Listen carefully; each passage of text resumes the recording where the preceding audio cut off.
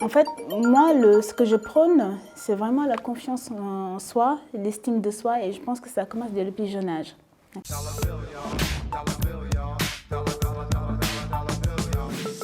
Bonjour, je m'appelle Rokhaya Diop pour Ipendo.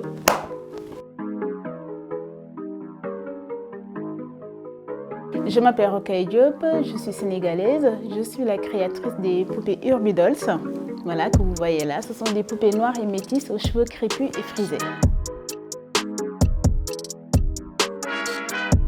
J'ai ma petite nièce Binta qui, à l'époque, souhaitait une poupée Reine des Neiges.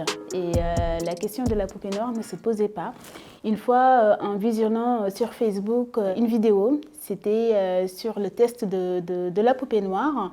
À partir de ce moment-là, je me suis dit non, c'est pas possible parce que c'était un test, une vidéo qui était tellement douloureuse. Je me suis dit non, c'est pas possible, il faut absolument faire quelque chose et essayer de trouver une alternative pour que nos enfants noirs et métis aient des poupées qui leur ressemblent et qu'ils puissent s'identifier.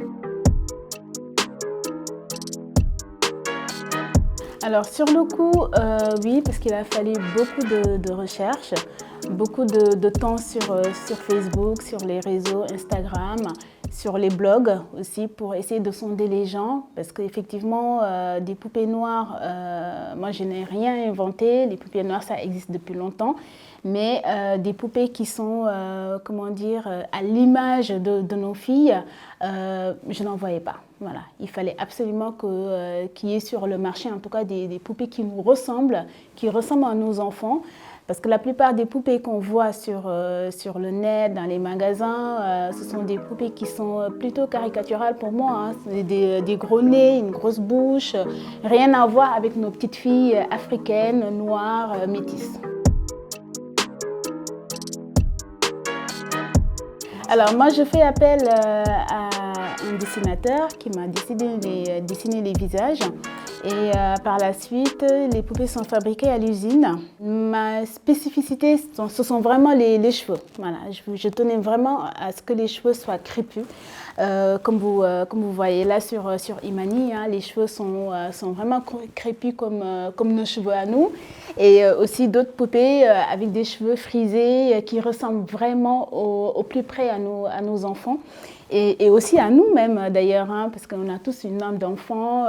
Et il se trouve que ce ne sont pas seulement des parents qui achètent pour leurs enfants, ce sont aussi des femmes, des mamans, des grands-mères qui achètent aussi pour faire de la déco, parce que voilà, c'est des poupées qu'elles auraient aimé avoir petites.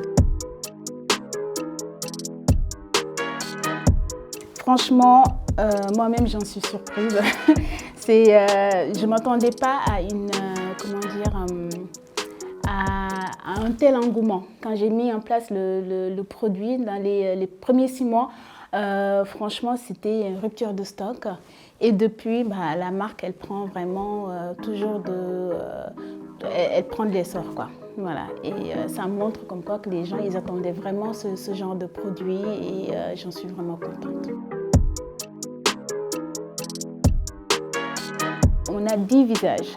Ça, c'est vraiment génial. Ça montre comme quoi que voilà, c'est le produit plaît.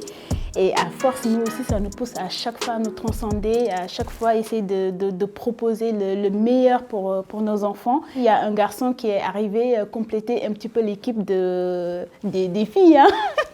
Du coup, voilà, c'est notre petit Issa qui est arrivé il y a à peu près une semaine. Une albinos aussi, qui est venue compléter un petit peu la famille noire. Alors, elle a été déclinée en 2 types de cheveux, des cheveux frisés et des cheveux crépus aussi, comme Imani. Et du coup, il y a des petits modèles aussi. Il y a des petits modèles de 28 et de 32 cm. Et il y a aussi une poupée mannequin qui est faite pour les petites de plus de 8 ans, 9 ans. On essaie vraiment de satisfaire un peu tout le monde.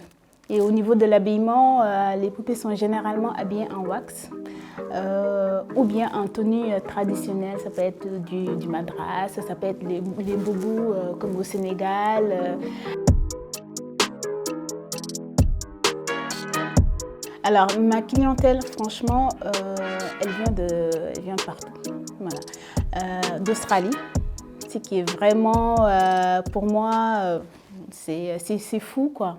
Canada, j'ai un distributeur là-bas, aux États-Unis, beaucoup de commandes aussi venant des États-Unis. Les îles, j'ai pas mal de points de vente aussi, que ce soit en Martinique, à Mayotte, en Guadeloupe, à La Réunion.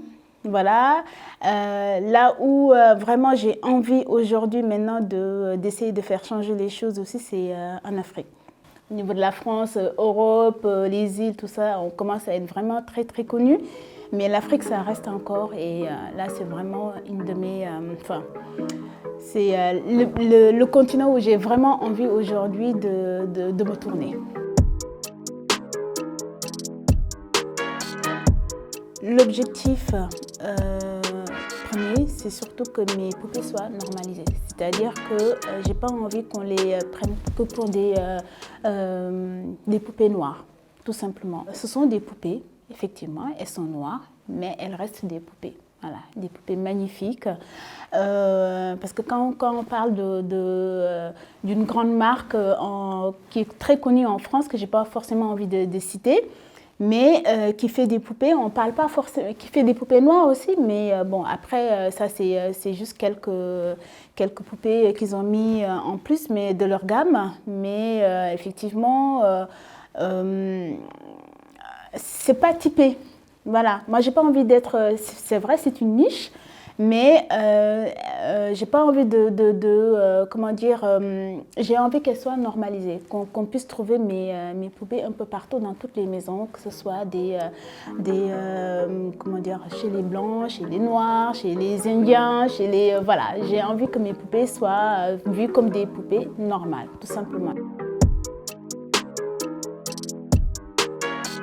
En fait, moi, ce que je prône, c'est vraiment la confiance en soi, l'estime de soi, et je pense que ça commence dès le plus jeune âge.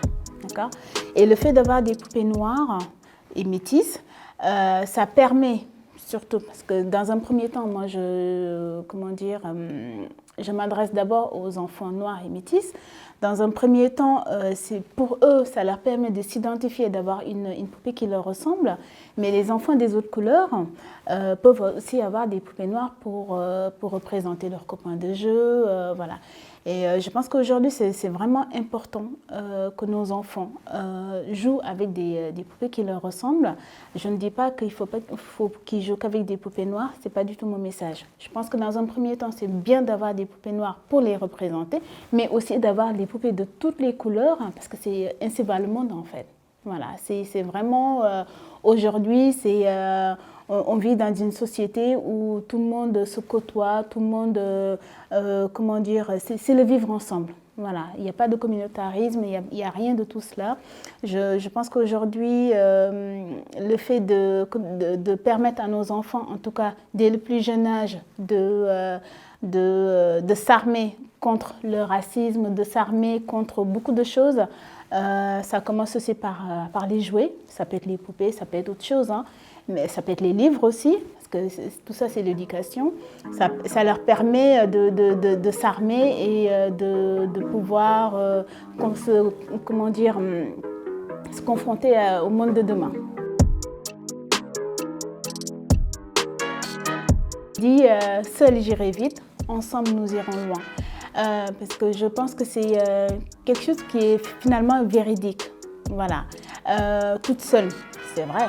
Je peux aller très très rapidement, avoir beaucoup d'idées, essayer de me transcender, mais d'avoir la communauté, d'avoir les gens qui me soutiennent, d'avoir tout mon réseau sur Instagram, sur Facebook qui est derrière moi, qui me pousse, mais vraiment en me disant oui, Rokhaya, mais franchement, vas-y, tes poupées sont magnifiques, on en a besoin, ça c'est un produit qui est très rare, voilà. Je pense que c'est vraiment encourageant d'avoir des gens qui soient là et qui vous boostent tous les jours.